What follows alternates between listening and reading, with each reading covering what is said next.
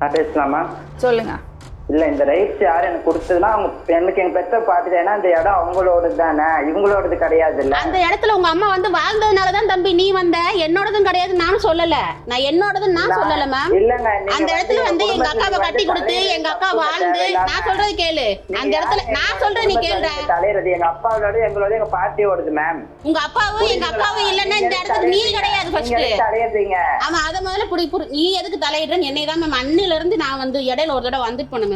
என் பொண்ணு ட்ரீட்மெண்ட்காக வந்திருக்கும் போது இப்ப ரீசெண்டா வந்துட்டு போனேன், ஒரு 10 டேஸ்க்கு முன்னாடி வந்துட்டு போய் இந்த அளவுக்கு பேசினதுலதான் நான் இந்த இடத்துக்கு வந்தேன். இவளுக்கு இந்த அளவுக்கு வர்றதுக்கு தைரியம் கிடையாது இவளுக்கு. ஒண்ணு இல்ல மேம், எங்க அம்மா கிட்ட இப்ப 2 லட்சம் ரூபாய் காசு வரப்போகுது மேம். அது எப்படி புடிங்க இவங்களை சீரழிக்கலான்றது பிளான் மேம், இவங்களோட குறிக்கோள். யாரோட குறிக்கோள் தம்பி? உங்களோட குறிக்கோள். நான் ஓப்பனா சொல்லிடுறேன், நான் நேர்ல என்ன சொல்லிருப்பேன். நான் இப்ப நான் வந்து என் பொண்ணுக்கு இன்னைக்கு வரைக்கும் செலவழிச்ச காசு, என் பையனுக்கு செலவழிச்ச காசு, என் பொண்ணுக்கு செலவழிச்ச காசு எவ்வளவு நான் செலவழிச்சிருக்கேன். எங்க அக்கா கிட்ட இருந்து வாங்கி செலவழிக்கணும்னு அப்படி ஒன்னும் அவசியம் இல்லை எனக்கு.